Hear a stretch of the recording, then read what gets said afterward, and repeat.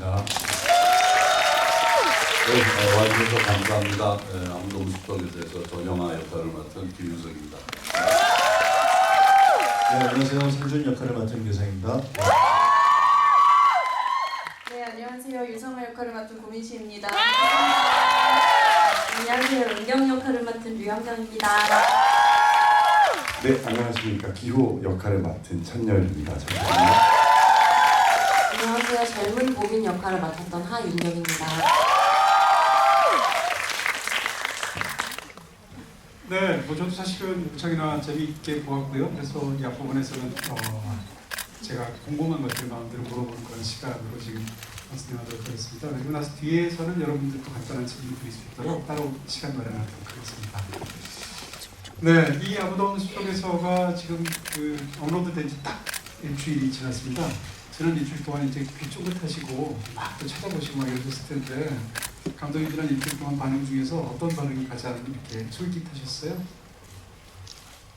어쨌든 가까운 분들은 저 때문에 아는 분들은 되게 좋게 말씀해 주시는데 전혀 모르는 분들 일반적으로 얘기하시는 분도 계시는데 그거 많이 그나마 듣거든요. 네, 그래도 이제 가장 가슴 아픈 거는 중간에 끊었다 하시는 분들은 가서 얘기하고 싶어요. 끝까지 좀 봐달라고. 마지막까지 보면 네, 재밌는 게 많이 나오는데 감동적인 이야기가 나오는데 지금이라도 끝까지 봐주셨으면 좋겠어요. 네. 사실 이제 김윤석 배우님을 이런 자리에서 이제 그 OTT를 사실은 이런 시리즈 드라마를 하시는 게 무척이나 기대가 되기도 하고 지금 처음이시겠습니까? 네. 드라마로 따져도 17년 만이라고 들었는데요. 네. 어떠셨습니까? 이 첫 경험. 그 드라마 이제 17년 그 전에 했던 드라마의 어떤 환경과 지금의 이 시리즈 이제 이 OTT랑은 환경이 완전히 달라진 것 같아요. 그때는 이제 대본이 계속 완벽하게 나온 상태에서 촬영을 한 게 아니었거든요.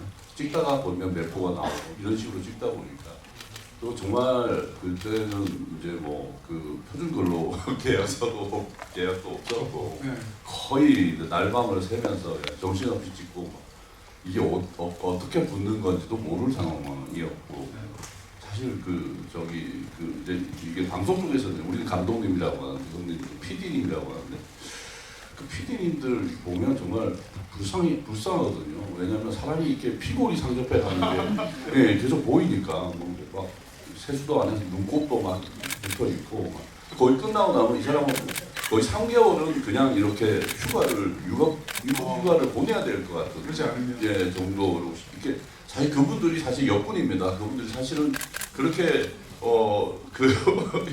때문에 싼 돈으로 열심히 찍어서 다 이게 또 수출도 하고 했으니까요. 어쨌든 간에 그때 환경이랑 지금 환경은 굉장히 틀려진 것 같고 더군다나 또 이게 뭐 물론 이제 이게 전 세계에 송출이 되는 거니까 8부작인데 예, 뭐 미술이나 이 모든 것들이 사실 영화 한 편을 찍는 것과 거의 맞먹을 정도의 수준에 올라와 있더라고요. 그래서 저는 좀 굉장히 벅차게 좀 찍었던 것 같습니다. 네. 8개월 정도. 예전 얘기해 주시니까 무슨 70년대 그 서독에 파견되었던 광부나 뭐 간호사 이야기가 생각나더라고요. 그렇죠. 예, 제가 마음이 지금 내가 뭉클한 게 생각나요. 예, 제가 주말 드라마도 한 번 했었는데 그게 괌에 놀러 갔을 때 한 6년 뒤에 괌에서 예 하더라고요. 그 드라마를. 예. 근데 그때는 그 중국어로 하더라고요. 예, 중국어 더빙으로 이렇게 틀어주는데 정말 사람 분이네요. 예. 네.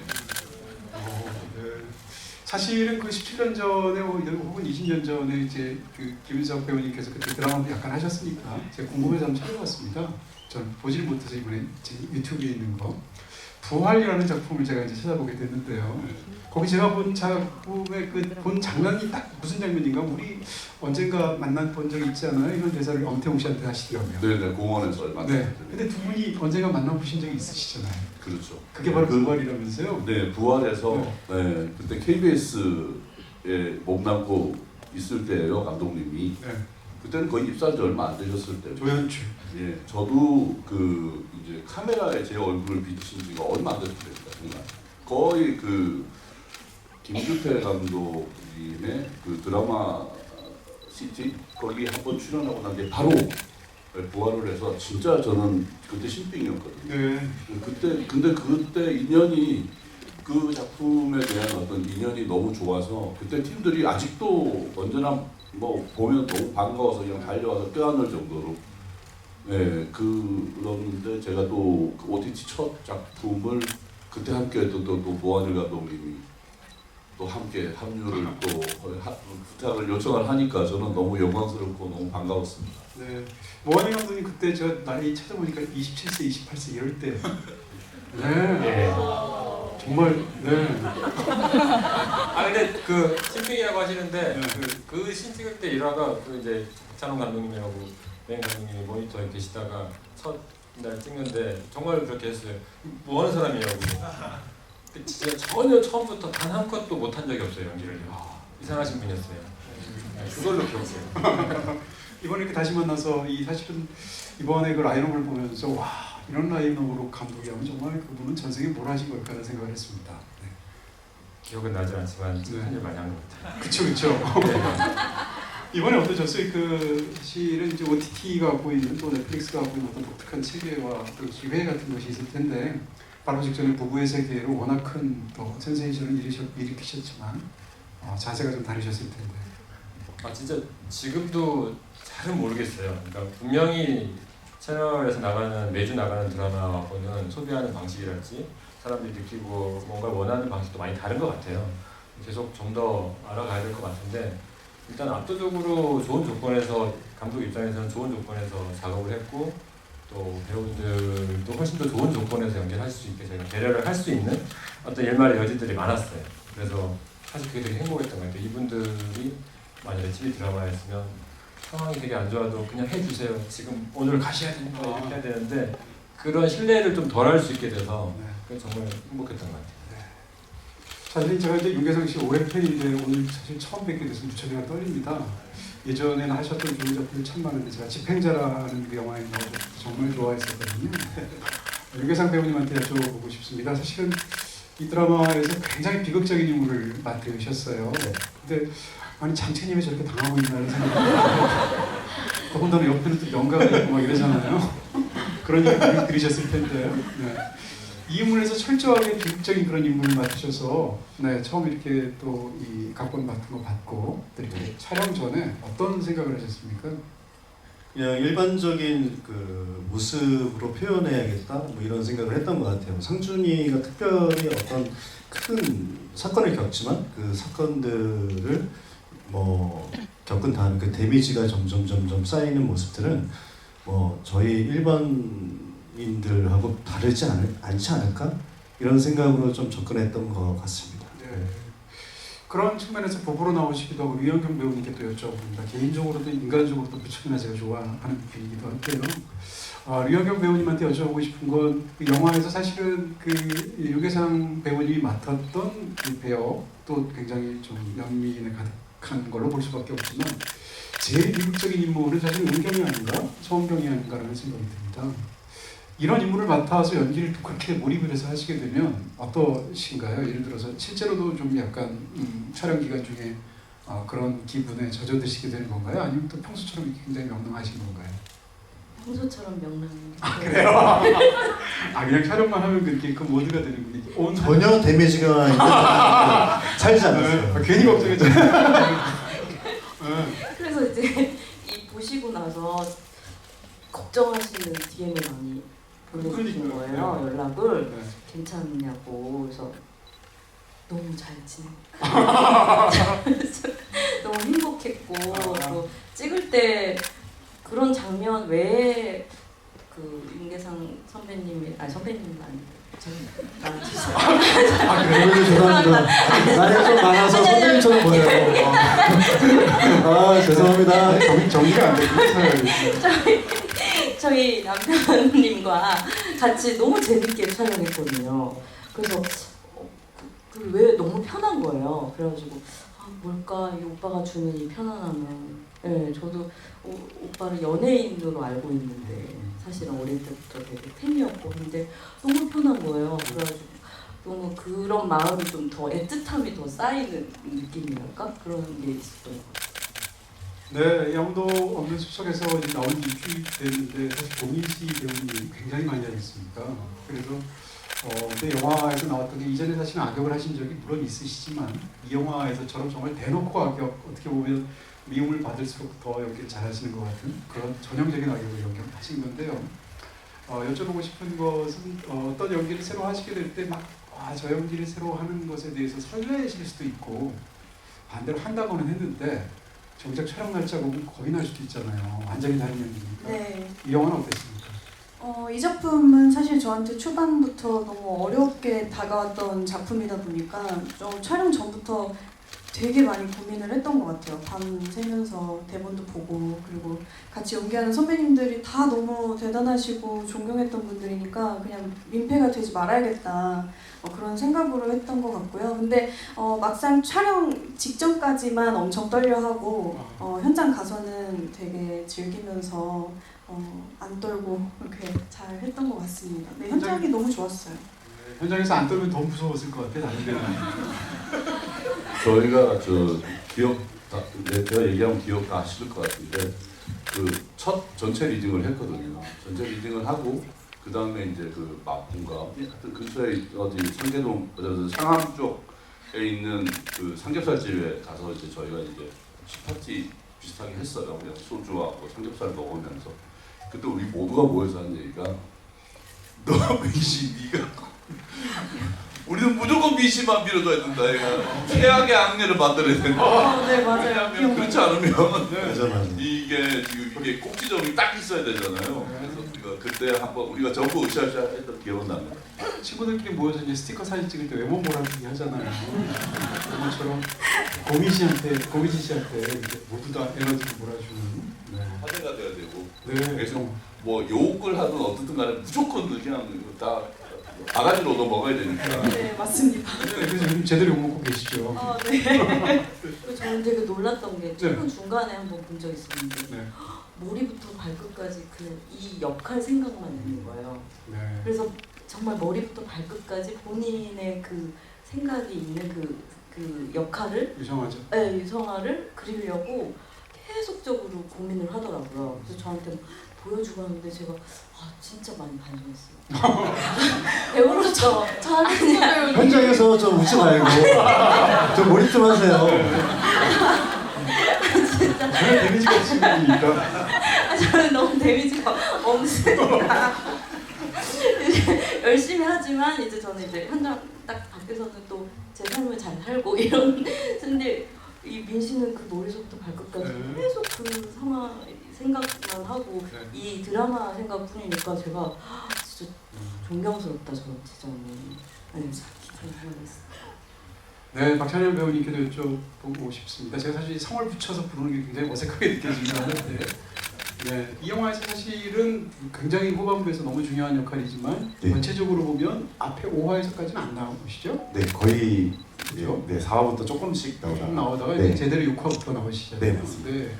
그런 측면에서 상대적으로 지금 이걸 혹시 이 순서대로 촬영을 만약에 하셨다면 다른 배우분들은 이미 여기에다 몰입해서 드라마가 한참 진행된 상황에서 이제 찬열 배우님이 들어가신 거잖아요. 네. 그런 것에 대한 가뜩이나 또 대선배님들이기도 한데 네. 부담이나 뭐 이런 건 없으셨습니까?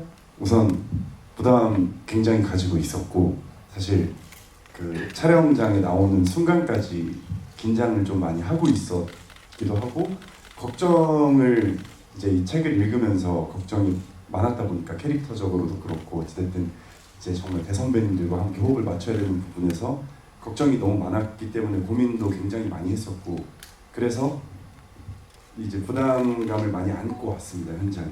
근데 그 감독님한테 계속 많이 여쭤보기도 하고 또 감독님께서 너무 디렉션을 디테일하게 많이 주셔가지고 네. 잘 따르면서 또 막상 현장에서는 즐거움과 또 긴장과 이런 많은 감정들이 오묘하게 섞이면서 좀 그런 복잡한 감정을 가지고 촬영에 임했던 것 같습니다. 네. 네. 초등학교 때 이제 한 2학기 때쯤에 새로 전학생이 오게 되면 둘 중에 하나거든요. 왕따 아니면 이제 학생들 사이에서 와 이런 존재가 되는 건데 네. 네, 후자 쪽이셨군요. 아무래도 그랬던 것 같습니다. 너무 예뻐해 주셔가지고 네. 네, 즐겁게 촬영했습니다. 네. 긴장 안 했어요? 지금 굉장히 연기하시는 건가요? 네, 박지현 씨랑 둘이서 오. 제가 기억나는 게 두 분이서 박지현 배우랑 찬열 배우가 우리가 이 에피소드를 씹어 먹을 거야 하면서 너무 신나게 했던 기억이 제 디렉션도 없이 자기들이 알아서 했어요. 이제는 우리 시대야 이러면서 유작 선배님 뒤로 나오세요 이러면서. 아닙니다. 하영경 배우님께 질문드리겠습니다. 사실 하영경 배우님 이제 굉장히 뵙고 싶었고요. 최근에 그 경아의 딸 그리고 또 무엇보다도 가장 최근에 딸에 대하여 네 거기서 이렇게 얘기하더라고요. 네 그래서 너무 뵙고 싶었습니다. 거기서랑 또 완전히 또 다른 모습으로 또 이 영화에서 봄이 역을 맡으셨는데요. 지금 말씀드렸던 그 두 편의 영화 그 이전에 다른 영화도 많이 하셨습니다만 그 영화들에서는 어떻게 보면 뭐 딸 아니면 딸의 친구 이렇게 해서 누군가를 좀 했었던 것 같아요. 근데 여기서는 너무 뭔가를 갖고 있는 듯한 인물이기도 했고 그래서 처음에는 사실은 이거 못할 것 같다는 생각이 들었어요. 그러니까 감독님께서 하자고 하셨을 때 이거 완전 연기력 다 뽀록나겠다. 이거는 안 되겠다. 그러니까 잔재주 하나도 못 부리고 하겠다 이런 생각이 들어서 너무너무 하기가 싫은 거예요. 근데 배우님들이랑 또 우리 스타 감독님이시니까 또 스타 감독님 내부에서 그렇게 부르셨나 봐요. 네. 대스타 감독님이랑 그리고 대배우 선배님들 나오시니까 너무 같이 하면 그거 자체로도 되게 영광이겠다 싶어서 했었던 것 같아요. 네. 모한일 대스타 감독님께 여쭤보겠습니다. 스타 감독님께서는 이 영화를 처음 이렇게 발표작 하셨을 때 이게 사실은 드라마의 극성이 엄청 강한 그런 이야기이지 않습니까? 그런 여러 가지 부분들에서 사실은 그 이야기가 워낙 흥미롭게 설정이 되어 있는 것 같고요. 그 상황에서 이야기 말고 일단 그 시각적인 부분에서 양도 없는 숲속에서를 만들면서 이거를 내가 가장 좀 중시해야겠다라고 생각하시는 부분이 있다면 어떤 걸까요? 기술적인 거는 사실은 제가 엄청 다른 분들보다 더 알고 이런 건 사실 없는 것 같아요. 지금 트렌드하게 가는 정도? 어느 적정 수준에서는 알고 있는데 처음부터 작가님 쓰신 대본 보면서 계속 상준하고 영화가 잃어버린 것들에 대한 생각을 많이 했어요. 그리고 제가 당연한 얘기지만 제가 상준이고 제가 영화면 사실 그 모텔과 그 펜션은 정말 너무 소중하거든요. 네, 우리가 가끔 잃어버렸을 때 아는 거지. 네. 우리가 가지고 있는 것들 중에 너무너무 소중한 것들이 많잖아요. 그 모텔과 그 펜션이 너무 소중한데 그거를 꼭 전달을 하고 싶었어요. 그래서 미술감독, CG팀 다 얘기하면서 이 공간이 이 두 사람에게 얼마나 소중한지가 표현이 안 되면 안 되겠다 그래서 절대적으로 아름답고 굉장히 사랑스럽고 거기에는 뭔가 좋은 추억이 있고 이런 것들을 꼭 담고 싶었어요. 구체적으로 어떤 방법인지 모르겠지만 그 생각을 계속 했던 것 같아요. 그리고 그게 이뤘을 때 상실에 대한 변화된 공간에 대한 망가진 모텔, 우리 찬열 배우가 출연할 때 그 모텔을 묘사하는 데 신경을 많이 썼고요. 망가진 모텔이랄지 변화되는 펜션에 대한 것들 추상적인 그런 느낌들을 많이 강조하고 싶었어요. 네.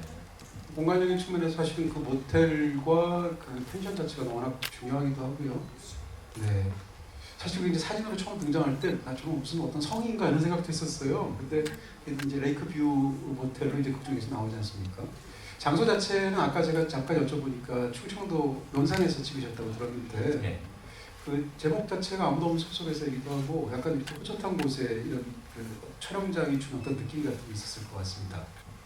예, 실제로는 굉장히 산속에 있지는 않았는데 그 공간들 실제로 그 펜션이 있는 공간이나 모텔이 있는 공간들이 느낌이 좋아서 마지막에 그 기억이 나요. 그 공간들을 이제 촬영이 끝나고 스태프들이 다 거기를 이제 부서져야 된다는 사실을 알고 있었고 마지막 촬영이 끝났을 때 다들 아쉬워했어요. 그러니까 저희가 거기서는 일하러 갔잖아요. 일하러 가서 그걸 촬영을 하는 공간이었는데도 그 애정이 생기는 공간이었어요. 네. 그 느낌들은 되게 중요한 것 같아요. 무의식 중에 생기는 그런 호감들이 있는 공간이었고 그게 아마 전달이 됐었으면 영화가 돼간다고 자꾸 고민이 그러니까 빨리 오케이를 받아내야 했어요. 정말 그때 그래서 오케이 받고 제가 이렇게 아이고 사람 아이고 고생 서로 살려준 거죠. 네, 왜냐면 제가 이렇게 보신 분 아시겠지만 뒤로 넘겨서 이렇게 빠뜨리거든요. 그러면 이제 코, 귀 그쪽에 다 물이 들어오니까 굉장히 힘들었을 텐데 잘 버텨줘서 잘 촬영 마칠 수 있어요. 네.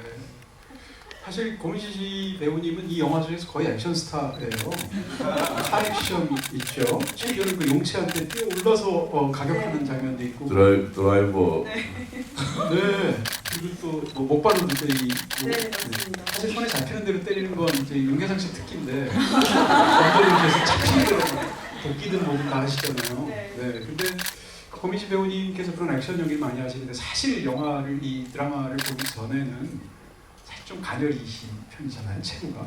네. 근데 더군다나 이제 이 액션 연기를 너무 잘하시는 김윤석 배우님과 함께 또 이렇게 싸우셔야 되고 네. 그런 액션 연기들 다 소화하실 때 어떠셨습니까? 사실 제가 대본을 이제 저 같은 경우에는 모한일 감독님과 오디션처럼 리딩을 하고 미팅을 한 다음에 이 배역으로 받았던 건데 네. 그때 당시에 제가 5부까지밖에 대본을 못 봤어요. 그래서 그 이후에 어떠한 이야기가 벌어지는지를 아예 몰랐고 저는 이렇게 액션이 많은 줄 몰랐어요. 네, 정말 몰랐어요. 아예 몰랐고 암수 있으신. 네, 몰랐어요. 근데 제가 다행히도 그 직전에 이제 다른 작품에서 배웠던 액션들 덕분에 몸을 날리는 것에 있어서는 두려움이 없어서 네 그래서 사실 힘든 줄 모르고 촬영을 했던 것 같아요. 그 순간에 몰입해서 할 수 있었고 근데 거기에는 항상 윤석 선배님이 또 너무 이렇게 잘 할 수 있게끔 금방 체력이 떨어지기 전에 마무리할 수 있게끔 도와주셔서 네 저는 그냥 그거에 맡겨서 하면 됐던 것 같아요. 후반부에 이제 윤서 배우랑 했던 액션 같은 경우에도 윤서 배우는 처음 액션 하는 거라고 했는데 너무 몸을 잘 쓰더라고요. 네. 그 장면이 가장 통쾌했어요. 네. 근데 너무 잘해서 저는 그냥 거기에 맡겨서 하면 됐다 보니까 네 아주 즐겁고 제가 했던 작품들 중에서 액션이 가장 많았죠. 네. 사실 장르 영화를 보는 그 재미, 장르적인 드라마를 보는 재미가 이제 사실 익숙한 거 우리가 예상하는 것을 보는 재미가 굉장히 큰데 그걸로만 보는 사실 재미가 없지 않습니까? 근데 드라마에서 특히 그 액션 윤서 배우님하고 두 분이 할 때 뭐 난 약사인데 약 안 먹었냐 그러면서 하잖아요. 제가 군대 있을 때 약사였거든요. 약제전이었거든요. 그래서 심지어 맞아 이런 생각이 들면서까지 무슨 얘기를 하는 건가요? 저희도 고민서 씨가 고민시 씨가의 액션을 우리 대본을 알잖아요. 네네. 계속 기대했어요. 왜 기대가 되잖아요. 그러니까 그 장면에서 이제 당하지 않고 막 이렇게 싸우는데 너무 네. 그리고 실제로 촬영할 때도 우리는 이 장면 정말 멋있게 저희들끼리는 되게 만족했거든요. 네. 저랑 윤서 배우랑은 너무 마음에 들어서 와 이거 많은 분들이 되게 좋아해 주실 것 같다, 사랑받을 것 같다라는 생각을 했는데 찍을 때도 그런 네. 거군요. 또 신기하게 되게 많이 사랑해 주셔서 너무 감사하죠. 네. 사실은 영화 속에서 대사보다 이 액션이 더 많았던 진정한 배우는 찬열 배우님 아닌가 싶고 계속 뛰어다니지 않습니까? 예. 뛰어다니는 것도 모자라서 예행 연습까지 하시잖아요. 예, 그래서. 맞습니다.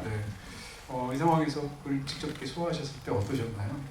근데 저는 또 오히려 조금 다행이었다고 생각하는 거는 정말 이제 뛰기만 하면 되니까 물론 연기를 하면서 뛰어야 되지만 어느 정도 호흡이라든지 그게 이제 계속 뛰면서 자연스럽게 나오는 부분도 있고 이제 처음에는 그렇게 시작을 했는데 그 거의 하루 반나절을 계속 같은 그 주차 타워를 계속 뛰었거든요.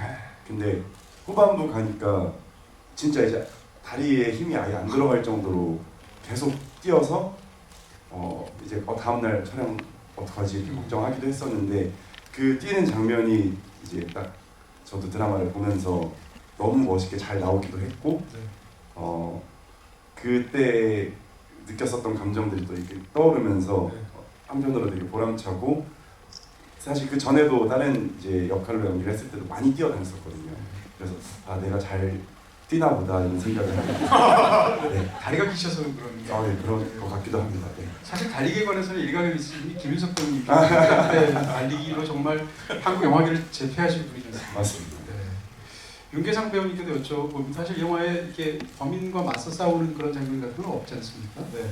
그렇지만 이렇게 뭐라고 그럴까요? 사실 인물이 굉장히 생활력도 강하고 자기가 사실은 운명이라고 말할 수는 없지만 어려서부터 굉장히 안 좋은 환경에 있지만 본인 스스로 타개하려는 그런 의지가 강한 인물인데 네. 그게 너무 막혀서 이제 부인하고도 다투고 또 친구 박지환 씨하고도 다툰 다음에 혼자서 막 소화기를 막 깨고 막 이런 식으로 하다가 마지막에 심지어는 울음까지 가는 굉장히 긴 장면이지 않습니까? 네. 그런 장면은 혼자 하는 말하자면 액션 연기일 텐데요. 네. 그리고 또 감정적으로 가장 극점에 달하는 연기를 하는 거잖아요. 그런 장면을 찍으실 때는 예를 들어서 다른 장면을 찍으실 때랑 그 촬영하기 들어가기 직전의 상황을 본인이 뭐 마음가짐이라고 할까요? 이런 좀 다르게 준비하시는 건가요? 아니요, 그 마음은 뭐 그 신에 도달하는 그 부분까지의 생각이나 느낌을 좀 많이 생각하는 편이고요. 그리고 그런 과정의 길은 사실 감독님하고 많이 의논했고 그 과정을 찾아갔던 것 같아요. 근데 저는 사실 그런 액션 같은 걸 조금 잘하는 편에 속하지 않나 싶어요. 아이 뭐 엄청 잘하시죠. 네, 그래서 그런 것들이 사실 생각처럼 잘 이루어지는 느낌이 되게 큽니다. 그래서 그때도 소화기를 들고 이렇게 전구 같은 거를 깨고 막 이렇게 가는 신이었는데 그게 한 테이크인가 두 테이크 만에 한 테이크 첫 번째 테이크로 그냥 오케이가 났던 걸로 기억납니다. 그러면 테이크가 만약 잘못되면 세팅도 다시 해야 되고 엄청 힘든 그런 상황이겠네요. 저는 사실은 다칠까봐 좀 걱정했거든요. 생각보다 제가 생각했던 것보다 훨씬 더 감정을 많이 표현하시고 너무 감사한데 혹시 다칠까봐 했는데 꼭 기본적으로 너무 잘하시는 것 같아요. 감정을 다 가지고 있으면서도 굉장히 그런 것들을 또 무모하게 위험하게 하면 또 제가 불안한데 잘하셨어요. 그래서 감탄했던 것 같아요. 한 테이크 정말 한 테이크로 그렇게 쭉 긴 복도를 해서 사라지는 데까지 한 번에 끝났거든요. 되게 신기했어요. 저희가 어렸을 때부터 안무를 많이 하다 여기서 어떻게 떠나고 현열이도 똑같이 잘할 거야. 네. 그런 것들이 좀 몸을 잘 쓰게 되는 것 같습니다. 네. 유현경 배우님한테도 그런 네. 질문드립니다. 사실은 영화에서 그 이렇게 환상 굉장히 악몽에 가까운 그런 모습 네. 보면서 원래는 청소하러 객실에 들어갔다가 끔찍한 장면을 보셨어요. 네.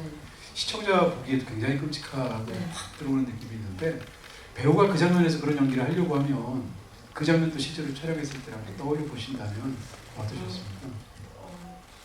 굉장히 공포스러웠고 그리고 좀 약간 감독님께서 너무 못 속여요. 네? 그 모니터를 보시면 네.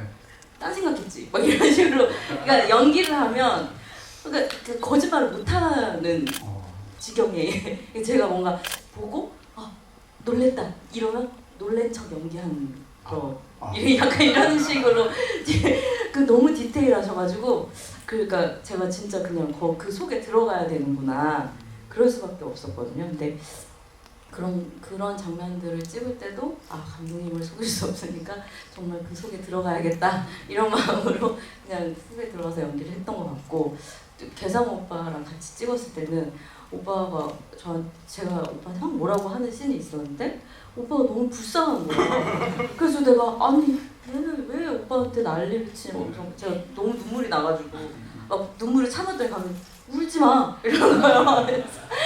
아니 왜 울어? 왜 울어? 아니 울면 안 되잖아 씬 자체가. 제가 울면 안 되는데 너무 눈물이 나는 거예요. 오빠가 너무 불쌍해가지고. 그랬더니 울지 마 감독님이. 그래서 나중에 저한테 지금 은경이가 이렇게 너무 불쌍하고 이렇게 사실 이렇게 사랑을 못 받을 수가 있어 사람들한테. 하지만 다음 작품에서 사랑받는 역으로 같이 하자 이래가지고 제가 열심히 연기를 또 했습니다. 감독님 기억하시나요? 기억합니다. 배우들한테 8회 찍어야 되는데 뒤에 5회차에서는 안 보여주기도 하고 다음 작품으로 또 미리 네 사랑받는 역할만 하겠다 하셔가지고 네. 열심히 감독님 수반이 굉장히 좋으시네요. 유현경 배우님한테 그런 질문도 드리고 싶습니다. 사실 제가 유현경 배우님한테 굉장히 좋아하는 연기가 생활 연기거든요.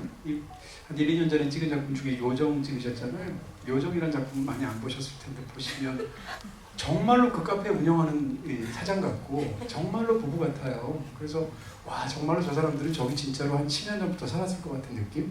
이런 게 있고 이 영화는 사실 굉장히 장르적인 속성이 강하지 않습니까? 이 드라마는요. 근데 이 윤계상 배우님하고 두 분이 나올 때 정말로 부부처럼 보여야 사실은 그런 시감이 토대가 될 텐데 그런 초반에 약간 이렇게 타박하시는 부분이나 이런 게 진짜 리얼 배우 같은 거예요. 이런 생활 연기라고 할까요? 이런 연기를 할 때는 좀 그 자연스러운 같은 것을 어떻게 본인은 생각하시나요?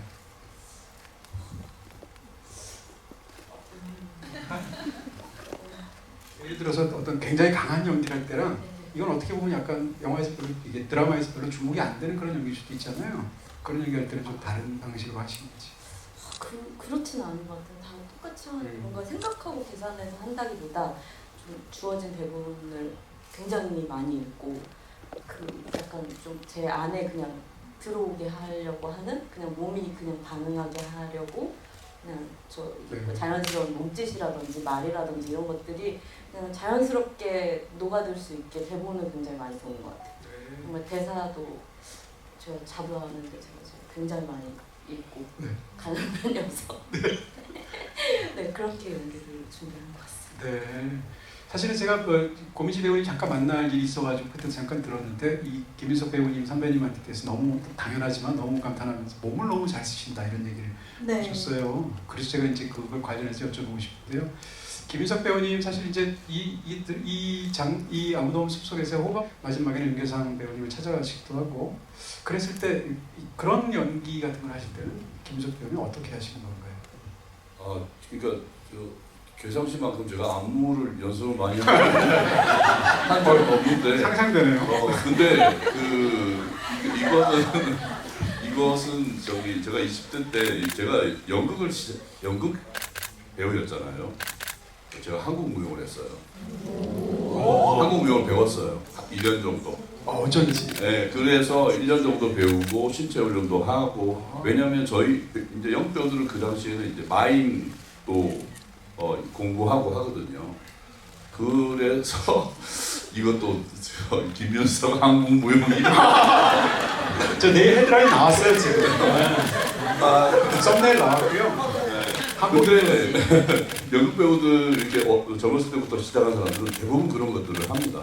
뭐 어떤 사람은 거의 뭐 이렇게 택견, 그다음에 뭐 수벽치기, 뭐 이런 것들을 다 해요. 훈련을 해서 이렇게 몸을 만들어 놔야 되니까 이게 뭐 카메라처럼 여기만 딱 이렇게 클로즈업해서 찍는 게 아니라 몸 전체가 그냥 딱 그대로 그냥 뚜벅뚜벅 걸어 나가서 관객을 만나는 거기 때문에 몸의 중심이나 이런 것들이 굉장히 좋아야 되거든요. 그래서 그런 훈련을 하기 싫어도 선배들이 강압적으로 다 시킵니다. 그런 것들 때문에 그게 도움이 되기도 하고 일단 제가 아까 말씀드린 것처럼 운동을 안 한 사람의 동작이기 때문에 좀 자유로웠어요. 마음이 편했어요. 네.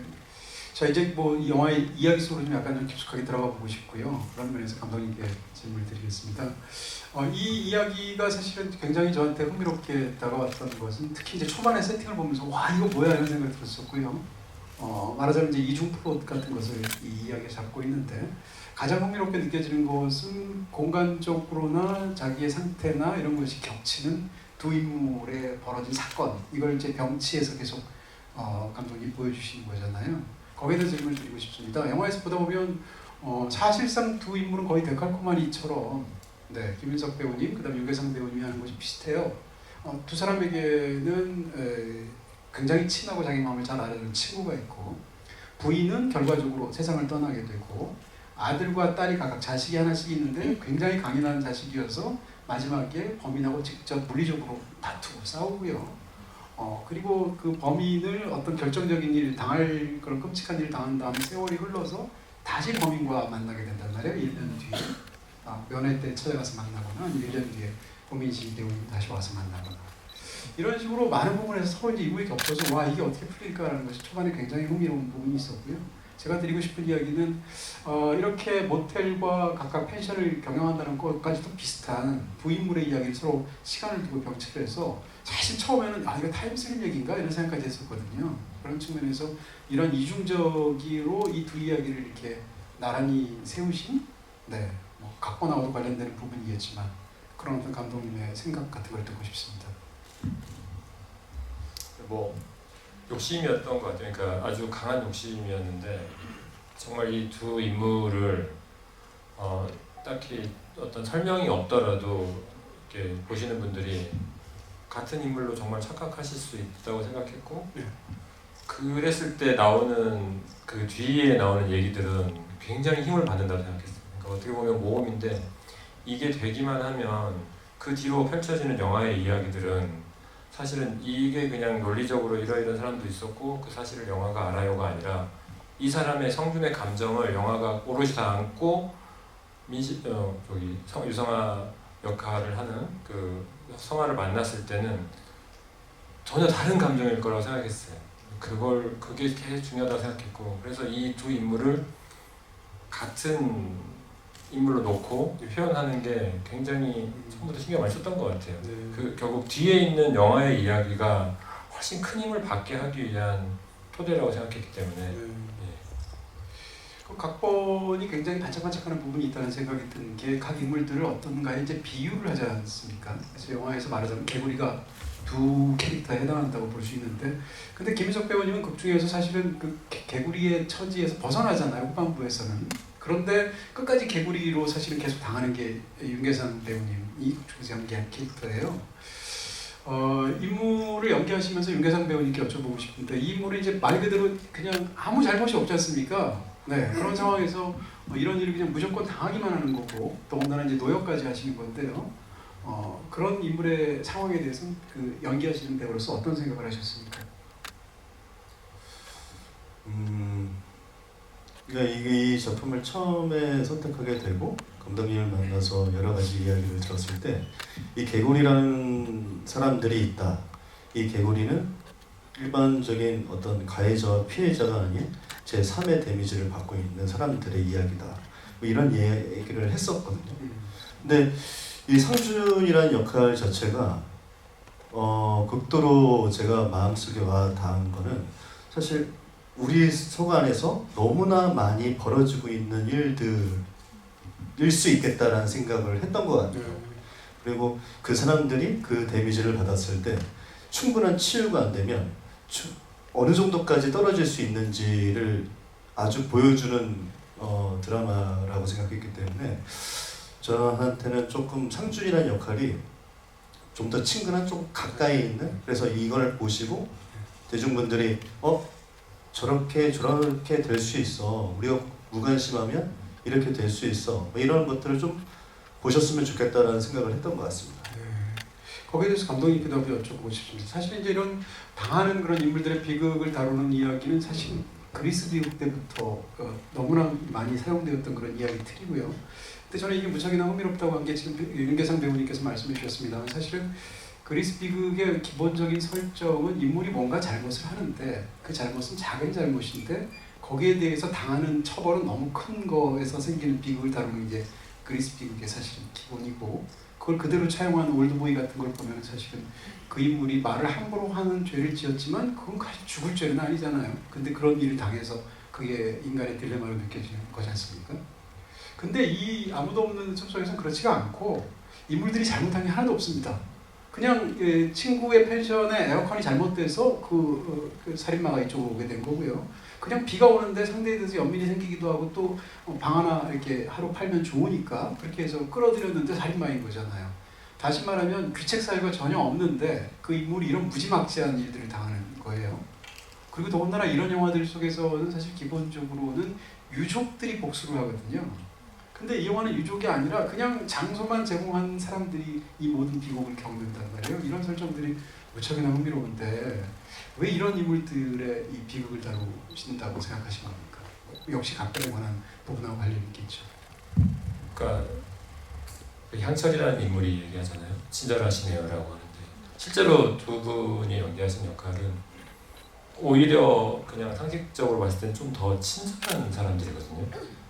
그러니까 비 오는 저기 떨어져 있는 향철을 굳이 가서 부산소 가서 한다든가, 뭐 당장 손님을 받으려고 막 편한된 주인도 아닌데 또 주변에 옆에 친구가 하는 펜션이 좀 곤란하니까 받아주고.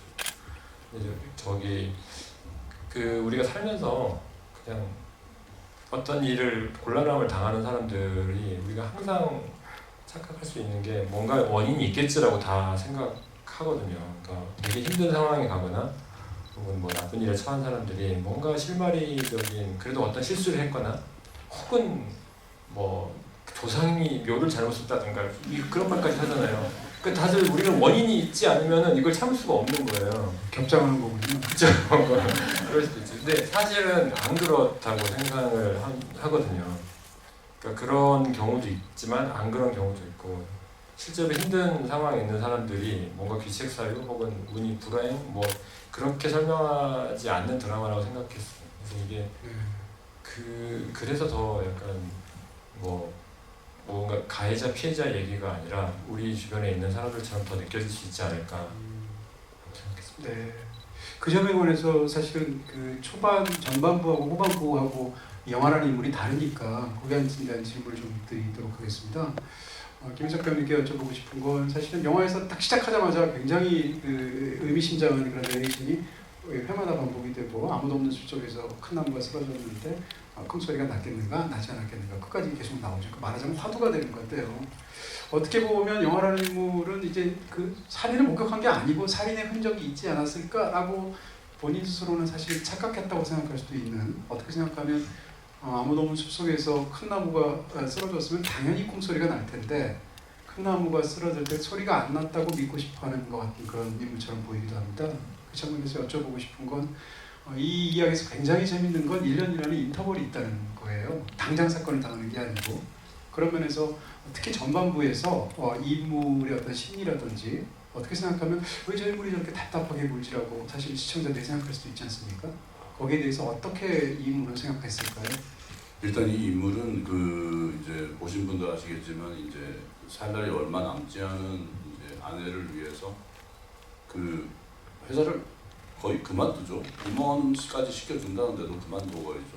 퇴직금하고 은행비까지 싹 내고 서울에 있는 집까지 다 팔아서 펜션을 지었고. 그러니까 이게 우리 두 사람이 약간 대비되는 게 이 상준내 부부는 정말 이제 이 부부의 미래가 확 열리고 확 이제 앞날을 위해서 막 딱 힘차게 열심히 일하면서 나아가는 쪽이면 저희 쪽은 이제 아내를 먼저 떠나보내고 난 뒤에 이 사람은 이제 아마 거의 그 주변에 있는 이제 용체 뭐 이런 주변에 그 동네에 함께 이렇게 있는 사람들 외에는 아마 외부인들하고는 아마 연락을 이제 다 끊었을 거예요. 아마 그 특히 아내를 보내고 난 뒤에의 심정은 주변에 그런 분들이 많더라고요. 아예 친구들이 나와서 이렇게 같이 식사라도 하자고 해도 잘 안 나오고. 그런데 아마 영화의 그 당시의 어떤 그 상태가 아마 그런 정도의 상태일 것 같고, 그리고 그 사실 우리는 이제 알잖아요. 막 벌써 포스터만 봐도 뭐 고민 씨 얼굴에 막 피가 있고 포스터만 봐도 알잖아요. 근데 영화가 이 처음 그것도 이제 그렇게 도발적으로 그렇게 아름다운 옷들을 이렇게 입고 나오지 않고 일부에 보면 굉장히 답답한 트렌치 코트를 탁 감싸서 이렇게 나오고, 물론 마지막에 이제 가면서 담배를 탁 멋있게 피는 걸 보면서 그 사람이 맞나 싶을 정도의 느낌을 받긴 받지만, 일단 그 되게 이기적인 면이 있죠. 왜냐하면 편하고 싶다. 그냥 나는 잊어버리고 싶다라는 마음 하나와, 그 다음에 사실 그 정도 가지고는 짐작이 안 될 수도 있어요. 정말로 저는 그렇게 봤어요. 이거 나 혼자 정말 착각하는 거 아닌가? 뭐지 이게? 그리고 뭐 그러면 찾아가서 당신 그 뭐 이렇게 찾아볼 그리고 애가 없어졌다는 것이 그 보면 나오지가 않아요. 애가 없다라는 말, 예를 들어서 애가 없는 게 정확하게 보인다면 애가 없구나, 이건 큰일 났구나 할 텐데 그게 그렇게 또 친절하게 나오지가 않아요. 그러니까 애가 있는지 없는지도 확인도 안 된 상태에서 LP판에 피가 묻었다는 거? 이건 뭐 하다 보니까 그 더군다나 또 시장을 봐왔어요. 아주 무겁게 애가 또 그래서 저녁 식사 같이 하자고 하니까 애가 먹고 싶다는 게 있다고, 그 요리해줘야 된다고. 그렇구나. 그렇다면 뭐 하다가 이게 뭐 코피가 났나 아니면 뭐 손을 베었나 내지는 이걸 왜 이렇게 했지? 그 다음에 락스 냄새가 이제 결벽증이 심한 사람이 청소를 그렇게 했나? 아무튼 왜냐하면 이것도 사실 자기 합리화예요. 이렇게 해서 잊어버리고 싶은 마음과 이것들이 같이 되는데, 그런 부분들이 아무래도 이제 그렇게 해서 1년이 지났다고 하는데 그 1년 사이에 이 사람이 분명히 노트북이 있으니까 사회면을 봤을 겁니다. 어떤 사건이 있었나? 근데 아무 사건이 일어나질 않아요. 그래서 이건 정말로 나의 착각일 수도 있겠구나, 이런 생각을 하다가 이제 후반에 보면, 그 후반에는 이제 내가 이렇게 악몽같이 이렇게 뒤에 놔둔 어떤 것들이 이제 하나씩 스멀스멀 기어 올라오면서 너의 생각들, 네가 방관했고 네가 피했던, 용기 없이 피했던 것들이 퍼즐이 조각처럼 맞춰지면서 이제 나오기 시작하는데, 이쪽 상중에는 저기 그 개구리가 돌을 던져놓고 가버렸다면, 저는 개구리 저를 한테 돌을 던져놓고 한 1년 뒤에 다시 와보니까 얘가 아주 얘가 살아있고 얘를 어떻게 할까, 죽일까 살릴까 하다가 후반에 가면 제가 애완용으로 이 개구리가 괜찮은 것 같아, 예기 씨가 딱 볼 때는. 그래서 심지어 나랑 같이 살래에 가까운 말을 하잖아요. 뭐 어차피 나를 가장 잘 아는 사람은 지금 이 상태에서 너밖에 없고, 또 난 이 펜션에서 나는 거듭났다. 모든 거꾸로 확 뻗고 이제 뭐 완전히 도발하는데, 나는 너의 애완용이 되고 싶지 않다라고 이제 영화가 끝까지 발버둥을 치죠. 네, 그것이 후반부의 모습인 것 같고, 그걸 도와주는 사람이 보민이고. 굉장히 흥미로운 이야기를 해주신 것 같습니다. 관련해서 그 보민 씨님한테 여쭤보고 싶은데, 사실은 이 끔찍한 이 무시무시한 인물인데 저희 인물이 왜 저렇게 됐을까가 영화의 이 드라마에서 단서가 있긴 있습니다. 전남편관의 얘기가 잠깐 나오고 주차장에서 싸울 때, 그다음에 아버지랑 통화하는 장면 보면 약간 단서가 주어지죠. 그렇지만 단서가 주어진다고 우리가 그 인물을 이해할 수는 없거든요. 짐작할 수 있을 정도의 정보만 영화에서 주는데, 제가 여쭤보고 싶은 거는, 저 인물이 저한테 굉장히 매력적으로 보이는 건 저 알 수 없는 악당이 들키고 싶어하는 것 같은 느낌이 드는, 성화라는 생각이 드는 거예요. 네. 그래서 그 두 인물의 매칭이 흥미롭고, 말씀해주신 것처럼 너랑 나랑 차이가 없다고 또 김윤석 배우님한테 이야기하시잖아요. 네. 그런 측면에서 이 인물은 대체 이 모든 일들을 연기하신 분으로서 왜 이런 일을 이렇게까지 하는 것이라고 이해하셨는지요? 네, 우선 저는 일단 이 유성아라는 인물을 연기를 해야 되는 입장이다 보니까 저는 이 인물에 대해서 궁금한 게 굉장히 많았어요. 초반부터 전사도 궁금했고 서사도 궁금했고, 근데 극 중에서 저는 오히려 그런 부분들이 드러나지 않아서 전 더 좋긴 했거든요. 왜냐면 살인마라는 것에 뭔가 설득을 시키려거나 납득을 시킬 만한 요소들을 주지 않았다고 생각을 해서, 근데 저는 이제 연기를 해야 되니까 작가님과 감독님께 되게 많이 여쭤봤어요. 어떠한 그 이유에서 전 남편과 결혼을 했고, 그리고 그런 정보들을 얻고, 저는 1년 전에 이제 LP판에 남겨둔 흔적도 저는 일부러 남긴 거라고 생각을 하거든요. 발견해주기 원해서. 네, 그리고 과연 이렇게 했을 때 그렇게 치밀한 이 인물이 그것을 남기고 간 것은 절대 저는 실수가 아니라고 생각을 하거든요. 일부러 그런 흔적을 남기고 갔고, 그리고 1년 동안 아무런 일도 일어나지 않으니까 이 유성이라는 인물은 그냥 일반적으로 사람들이 흥미를 느끼는 부분과는 전혀 다른 부분에서 저는 흥미를 느끼는 인물이라고 생각을 했어요. 그래서 다시 돌아왔을 때 너무나 흥미로웠고, 이 영아라는 인물이, 그리고 계속해서 도발을 하고, 그런 것들이 어떻게 보면 일종의 놀이라는 느낌을 받았고, 마치 범인이 술래로서 놀이를 즐기듯이 범인을 쫓아서 간다면, 이 유성아라는 인물은 또 다른 방향에서 이제 놀이를 즐기는 느낌? 네, 그런 거라고 생각을 했고, 그래서 더 이렇게 현장에서 그런 것들을 즐기면서 하려고 했던 것 같아요, 실제로. 네. 그 점에 관해서 감독님께도 좀 여쭤보고 싶습니다. 사실 이제 이 캐릭터들을 생각할 때 가장 독특해 보이는 캐릭터는 저는 사실 범인이거든요. 범인이라는 캐릭터는 이런 그 사실 스릴러 영화에는 형사가 모든 영화마다 그 드라마마다 다 나올 텐데, 이 인물은 직업 정신이 투철한 인물이라기보다는 어떻게 생각하면 술래로 타고난 인물이지 않습니까? 그러니까 이게 사실 맞은편에 있는 것은 이런 범죄자로 타고난 두 명의 악한들이 있는데, 거기에 대응하는 인물인 거예요. 타고난 술래가 타고난 범죄자를 필요로 하는 거죠. 그런 면에서 이 범인이라는 캐릭터는 사실은 이런 식으로 유형화된 캐릭터가 스릴러 영화에 있었나? 잘 안 떠오를 정도로 이 인물이 굉장히 매력적으로 보이는데요. 여기에 대한 감독님의 생각을 좀 여쭤보고 싶습니다. 실제로 그 이정훈 배우님, 하윤경 배우님이랑 얘기할 때 계속 두 분은 이제 이해하시지 못하실 수도 있지만 계속 얘기했거든요. 제가 제일 좋아하는 역할입니다. 제가 너무 이 역할이 화면에 나오는 걸 보고 싶다 이런 얘기들 많이 했거든요. 어떤 인물들이 보통 기승전결이 있고 또 사건에 어떻게 개입하고 이런 것들이 더 중요한데 이 인물은 그냥 그 인물 자체로 존재했으면 좋겠다라고 생각을 했어요. 그래서 이게 무슨 사건을 해결해서 범인을 잡는 그런 거는 당연히 하지만 그거보다는 사람들이 이 순간 범인이 나타났을 때 범인 자체에 큰 관심을 가졌으면 좋겠다는 생각을 했고 네.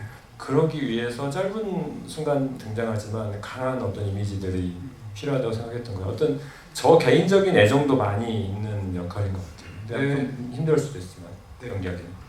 그 술래 역을 하셨던 하윤경 배우님께 여쭤보는데 사실 이런 어떻게 보면 이 인물한테는 굉장히 프로페셔널한 기계적인 부분이 있는 거잖아요. 그래서 대사 같은 거 하실 때도 특히 이제 그 기자랑 이야기할 때 보면 굉장히 어떻게 보면 굉장히 소름 끼치는 느낌도 있는데 이런 배역을 사실 연기할 때 더군다나 이정훈 배우님하고 같이 연기하셨잖아요. 두 분은 만날 수가 없잖아요. 미래의 모습이니까. 현장에서는 그러면 이정훈 배우님하고 예를 들어서 이 뭐라고 할까요? 캐릭터의 통일성을 위해서 서로 어떻게 이야기를 하신 부분이 있나요? 아니면 그냥 각자 연기하신 건가요? 현장에서는 뵌 적이 없지만 뵌 적이 없어요? 네, 뵌 적이 한 번도 없고 이제 처음에 다 같이 회식할 때 선배님이랑 얘기를 좀 나누긴 했었어요. 근데 저희 둘 다 이거 어떻게 해야 되는 거냐, 도저히 모르겠고 서로 계속 그 얘기만 되풀이했거든요. 하윤경 배우님이 그 과거라고 본인의 어린 시절이라고 얘기를 들으니까 정 배우님 굉장히 좋아하시죠? 되게 좋아해 주셔가지고 그걸 너무 좋아했어요. 너무 좋아해 주셔서 너무 감사했고 네. 근데 막 계속 저 때문에 살 빼야 된다고 나 왜 이렇게 말랐냐고 계속 그냥 하윤경 배우님이 찍는 게 더 빠른 것 같아요. 근데 너무 그래서 서로 어떻게 해야 되냐 결국에 결론이 나지는 않았는데 근데 일단 대본에 쓰여진 범인의 느낌은 감정이 엄청나게 배제되어 있고 그리고 또 언뜻 감독님이랑 얘기했던 것 중에 하나가 한 끗 차이로 범죄자일 수도 있는 사람이라는 생각을 좀 했었던 것 같아요. 그래서 뭔가 되게 사회화가 되어 있긴 하지만 조금 어딘가 이상하고 그리고 어떤 잔동작이나 되게 특별한 말씨를 사용하지 않는다는 느낌이 많이 들었어요. 그래서 뭔가 우리가 어떤 사람을 봤을 때 어떤 표정이 너무 없거나 어떤 동작이 너무 없을 때 저 사람이 무슨 생각을 하는지 모르겠고 어떤 사람인지 가늠이 안 되면서도 그 사람을 이상하게 그래서 더 보게 되는 그런 사람들이 저는 가끔 있다고 생각하거든요. 그런 인물인데 그게 좀 더 극대화되어 있는 캐릭터가 아닐까라는 생각을 했었던 것 같아요. 네. 이정훈 배우는 여기 안 나오셨지만 진짜 평상시랑 완전히 다른 굉장히 인상적인 그런 연기 하셨다는 생각이 들기도 하는데 또 어떻게 생각하면 처음에 파출소에 등장했을 때 아무도 없는데 왜 왔냐고 그랬는데 누가 사람이 있어야 되는 거 아니냐라고 하는데 그게 이 영화의 드라마의 가장 중요한 대사 중에 하나처럼 들리기도 하고요. 아무도 없는 숙소에 꼭 있어야 될 사람처럼 느끼기도 하고요. 근데 이제 그 찬열 배우님도 역시 그 어린 시절의 모습이 나오는데 제가 놀란 건 너무 비슷해요. 배우를 어디서 그렇게 혹시 무슨 사촌 이런 육촌 동생 너무 굉장히 어떻게 그렇게 캐스팅 하신 찌진가요? 진짜 저희도 너무 놀랐어요. 아니 진짜 이렇게 닮은 배우를 캐스팅하는 게 아니라 너무 연기를 잘하는 친구가 있는데 둘이 나왔는데 똑같아서 이게 무슨 일인가 했어요. 그런 생각. 더 어린 친구도 닮았잖아. 네, 잠깐 나오는 것 같아. 어린 친구는 그 기호 아역의 네. 동생이죠. 실제 동생. 그럼 이해가 돼. 네, 거기는 뭐 물리적으로 맞습니다. 근데 한혜 배우랑 정호 배우가 했는데 그 생각을 안 하고 캐스팅인데 너무 똑같아서 그리고 눈빛도 너무 똑같고 찍는 내내 스태프들이 다 고개를 돌려주는데 어떻게 이런 일이 가능하냐고. 실제로 보면 실물은 더 닮았어요. 눈빛이. 네, 저도 사실 제가 직접 볼 수가 없었던 상황이라서 네. 근데 이제 촬영장에 가고 그 동그란 안경을 딱 썼을 때 스태프분들께서 진짜 너무 똑같다고 너무 닮았다고 말씀을 해주시고 계속 궁금하다가 그 마지막 회식 때 보셨군요. 만났는데 네. 저도 좀 깜짝 놀랐어요. 실제로 딱 만나고 너무 제 어릴 적을 보는 것 같아서 네, 또 너무 배우님 나이가 그 나이 그 저희 중학교 1학년 아, 딱 그 나이였어요. 네. 네. 그 이제 마지막 여러분께도 제가 사실 오셔서 아시겠습니다. 질문 드리고 싶은 게 너무 많은데 여러분께도 질문 드려야 돼서 마지막 질문 한두 개만 드리도록 하겠습니다. 김희석 배우님께 여쭤보고 싶은데 이제 한 이런 8부작을 찍는다는 것은 사실 이야기가 굉장히 많은 거고요. 8시간짜리 영화를 찍는 거 해당할 거고요. 어떤 한 작품의 인상을 결정하는 건 마지막 특히 주인공의 표정일 경우가 굉장히 많지 않습니까? 살인의 추억이 어떻게 끝나는지 우리가 기억하고 있고 거미집이 어떻게 끝나는지 기억하고 있는데 그때 표정이 너무 중요한데요. 아무도 없는 숲 속에서 마지막 장면을 보면 어쨌건 그냥 평화는 찾아오고 모든 것들은 다 해결된 것 같고 적어도 이야기상으로는 그런 느낌이 듭니다. 근데 김윤석 배우님이 연기하신 마지막 장면에서의 어떤 표정과 이런 걸 보면 심상치 않은 부분 같은 게 있는데 그게 저는 장르적인 연기는 아닌 것 같고요. 그런 측면에서 그 장면을 했을 때 이 이야기를 마치는 그 표정이 그런 것을 끝나야 되는 것에 대한 배우님과 또 감독님에 대한 생각을 좀 듣고 싶습니다. 네, 그렇죠. 저기 우리는 언제나 아무도 없는 숲 속에서 존재하고 우리가 그 아무도 없는 숲 속에서 존재를 한다고 생각하는 것과 나 역시 존재하지 않는다라고 생각하는 것이다. 우리 사회 속에 있는 모습인 것 같아요. 그리고 어제 모든 일이 해결됐다고 해서 이제 오늘부터는 아니 생각은 합니다. 생각만 합니다. 네. 근데 지금 죽은 사람이 너무 많아가지고 그 물리적인 한계 때문에 힘들다고 생각하고요. 네. 살렸어야 되는 부분도 하고. 근데 아무 문제 안 되는데요. 보니까 그렇죠. 만드는 사람들 뭐. 네, 유성환의 동생이 있었다, 뭐 쌍둥이였다 이러면 되는 거잖아요. 알고 봤더니 더 무서운 일이었다, 뭐 이런 생각. 이 영화의 마지막을 그렇게 이렇게 끝내시려고 했던 감독님의 생각이에요. 그 마지막 장면도 근데 바로 직전에 나오는 영화가 전열 우리 기호랑 전화 통화하는 장면에서 우린 정말 할 얘기가 많겠는데 우리 그 대사가 사실은 가장 가슴에 남고 또 같이 공유했으면 하는 대사였어요. 그러니까 그 모든 걸 겪었고 나는 내 상황이 어떻든 너의 상황이 어떻든 우린 서로 대화를 했으면 좋겠다 생각을 했고 힘든 거에서 뭐 같이 하는 이런 게 아니더라도 뭔가 계속 대화가 이루어지고 개구리들이 홀로 존재하지 않았으면 하는 느낌? 그런 걸 담고 있어서 그때 선배님의 표정이나 기호의 표정들도 저는 되게 애정합니다. 네, 이렇게 해서 뭐 1시간 넘게 제가 그 감독님과 배우분들께 질문을 드렸습니다. 궁금하신 게 너무 많으실 텐데요. 어필하려는 질문 말고 진짜 궁금한 게 있으신 분들 하나씩만 해주세요. 영어나 뭐 일본어로 이렇게 질문하시면 안 돼요. 네, 저희 계신 분 들을까요? 저 감독님한테 질문 드리고 싶은데 그 드라마에 등장인물이 많기도 한데 다 등장인물들이 다 주요하다는 생각이 들었거든요. 그래서 처음에 그 등장인물들을 다 소개를 하고 그런 와중에 사건도 전개를 해야 되니까 좀 그런 걸 풀어나가기가 좀 쉽지 않았을 것 같다는 생각이 들어서 그런 부분에 어떤 고민을 하셨는지 궁금하고 그리고 그게 좀 시나리오랑 연출상의 어떤 차이가 있었는지 그런 게 궁금합니다. 원래 대본부터 근데 진짜 많았어요. 지금에 다 끝났으니까 이렇게 완성이 됐고 저는 이제 마음에 듭니다.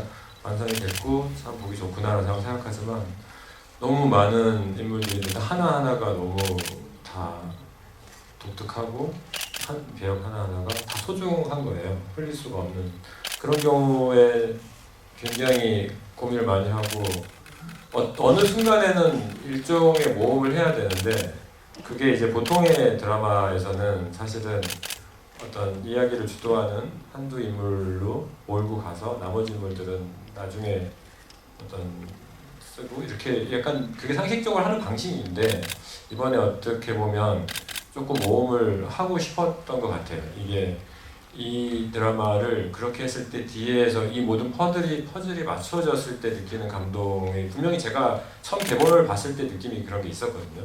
그걸 좀 공유하고 싶었어요. 방법에 있어서는 여전히 더 연구해야 한다고 생각을 하는데 그거를 꼭 같이 그 감정을 공유하고 싶었던 욕심이 컸던 것 같아요. 쉽지 않았습니다. 네, 또 질문하실 분 계신가요? 네, 그 대배우 등장 들고 계신 분. 네. 저기 마이크로 합니다. 윤계상 배우분께 좀 여쭤보고 싶은데요. 상준이가 기호가 복수를 완성을 했을 때 이야기를 전에 들었는지, 그리고 그 다음 반응은 어땠는지, 현실로 돌아왔는지 과거에 머물러 있는지가 궁금합니다. 시즌2 지금 스포일러 하신 거 아니에요? 스포일러 하신 것 같은데? 이거 얘기할 수 없습니다.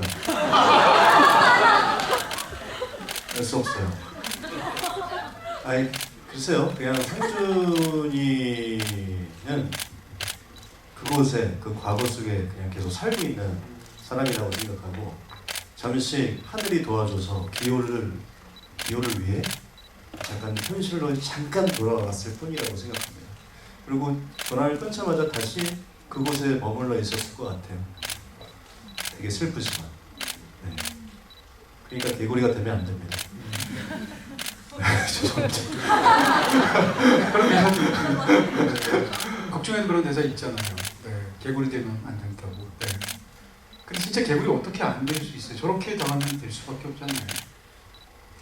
주변에 우리가 다 바뀌면 됩니다. 주변의 개구리들을 다 우리가 다 보살펴주면 됩니다. 아, 네. 이렇게 언론적으로 멋진 대답을 해주시네요. 마지막 질문 할까요?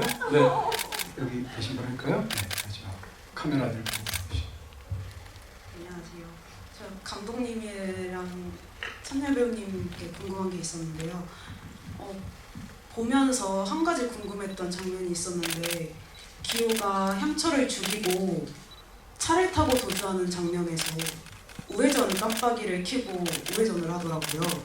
근데 사람을 죽이고 너무 예의 바른 살인자들이 있어요. 가끔 있더라고요. 이게 제가 저였다면 생각을 해봤을 때 우회전 깜빡이를 켤 정신이 없을 거라고 생각을 했는데 우회전 깜빡이를 켜서 혹시 그 부분에서 뭔가 보여주고 싶은 게 있으셨는지 궁금합니다. 우리가 생각하고 우회전 깜빡이를 켜지는 않잖아요. 근데 기호라는 인물이 저 진짜 그걸 의미를 생각하고 찍지는 않았어요. 이렇게 뭔가 말해버리면 거짓말이 되는데 근데 기호라는 인물은 당연히 켜지 않았을까요? 사실 그 친구가 그런 걸 어기고 그런 사는 친구는 아니라고 생각하는데 아마 자연스러운 행동이지 않았을까 싶은데 전 우선 그 이제 동선 이제 차를 이렇게 타고 운전을 여기서부터 이렇게 하셔야 되고 그 말씀을 주셨을 때 여기서 우회전 깜빡이를 켜고 우회전을 하라고 말씀을 주셨었고 저는 또 이제 거기에 의미가 있다고 생각을 해서 이게 그래서 그 정말 말씀하신 대로 그 기호가 의도하고 우회전 깜빡이를 켜는 게 아니고 평소에 그렇게 바른 행실을 갖고 있는 걸 보여주는 거구나 해서 그 정확한 타이밍에 우회전을 켜려고 생각을 하고 있었어요. 근데 그것도 연습하지 않았을까? 그것도 계속 우회전하면서 그 차로 도망오는 데까지 기호는 계속 연습을 했을 것 같아요. 근데 그것까지 편집되겠지만 그래서 나는 연습을 계속 했겠죠. 마무리를 지어야 되니까. 어떤 질문을 하셔도 다 이렇게 훌륭한 답변을 주십니다. 뭐든지. 네, 이렇게 해서 70분 넘게 굉장히 흥미로운 시간이었습니다. 시간이 더 있다면 얼마든지 더 여쭤보고 싶은데요. 이 정도는 마무리해야 될 것 같고요. 오늘 사실은 이 행사, 이 영화하고 달라서 어떻게 보면 집중적이고 딱 한 번 마련된 그런 굉장히 귀한 행사인데 관객분들하고도 함께 하시고 어떠셨는지 마지막에 인사 말씀해 주시고 끝내도록 하겠습니다. 실제로 대화를 나누니까 너무 감사하고 진짜 큰 힘이 되는 것 같아요. 여기까지 멀리 와주셔서 고맙고 다시 한번 이런 기회가 있었으면 좋겠습니다. 감사합니다. 네, 이 자리에 와주신 분들 너무 고맙습니다. 네. 저희 작품을 핸드폰으로 보신 분도 있을 거고 아이패드로 보신 분도 있을 거고 노트북으로 보신 분도 있을 거고 TV로 보신 분도 있을 텐데 그 모든 분들 다 저희가 사실 좀 이렇게 많은 이야기를 담아 놓은 게 있는데 그것들을 하나하나 이렇게 찾아내는 재미가 있었으면 좋겠어요. 저희 영화가 15세를 받은 영화 시리즈가 또 또 욕심에 이 19세 관람으로 만약에 이걸 작전을 짰다면 좀 아마 어마어마한 파격이 나오지 않았을까 여러 면에서 뭐 그런 생각도 해봅니다. 예, 시즌 2 기대해 주십시오. 감사합니다. 네, 그 선배님 말씀대로 드라마를 보시면 곳곳에 숨겨둔 의미 같은 게 굉장히 많아요. 감독님께서 굉장히 준비를 많이 해서 찍으신 거니까 드라마 좀 재밌게 봐주셨으면 좋겠습니다. 어렵지 않습니다. 재밌습니다. 끝까지 잘 봐주십시오. 감사합니다. 네, 저는 이 드라마 8부의 제목이 생각이 나는데요. 우린 참 할 얘기가 많겠네라는 그 말처럼 이 드라마를 보면 정말 다양한 의견들이 나올 수 있는 부분에서 저는 또 되게 매력적이라고 생각하거든요. 그래서 또 2번 보고 3번 보면 저는 한 7번 정도 봤는데 안 보이던 게 보이더라고요. 그래서 한 번 더 인차 관람을 또 해주시면 감사드리겠습니다. 감사합니다. 네, 이렇게 각박한 세상 속에서 저희 시리즈 사랑해주시고 또 이렇게 직접 GB까지 이렇게 와주신 관객 여러분 진심으로 감사드리고요. 저도 이런 좋은 작품에 출연할 수 있게 되어서 너무너무 기쁘고 감사하다는 말씀 다시 한번 드리고 싶습니다. 감사합니다. 네, 우선 저도 이 작품을 또 촬영하고 그 이후에 이렇게 정주행하면서 보면서 너무 이 작품에 대해서 이야기를 나누고 싶었고 또 듣고 싶은 이야기가 너무 많았는데 이런 자리가 마련돼서 너무 영광이었다고 말씀드리고 싶고 오늘 먼 길 와주신 관객 여러분들께 진심으로 감사드린다는 말씀 전해드리면서 앞으로도 많이 많이 사랑해 주셨으면 좋겠습니다. 감사합니다. 아직도 제가 너무 부족하게 한 것 같은데 왜 그렇게 하기 싫어했나라는 굉장히 후회가 들고요. 이렇게 너무 다들 좋아해 주시고 직접 이벤트처럼 응모도 하셔서 오신 걸로 알고 있는데 그렇게 애정 주셔서 정말 감사하고 입소문 많이 많이 내주시면 더 감사하겠습니다. 오늘 자리해 주셔서 감사합니다. 네, 이렇게 해서 행사 마치도록 하겠습니다. 끝나고 또 이제 오신 특별한 분들과 함께 이렇게 사진 찍는 시간이 아마 마련된 것 같고요. 아마 불 켜주신 같이 배우분들이 돌아서셔서 같이 찍을 것 같습니다. 마치도록 하겠습니다. 고맙습니다. 감사합니다.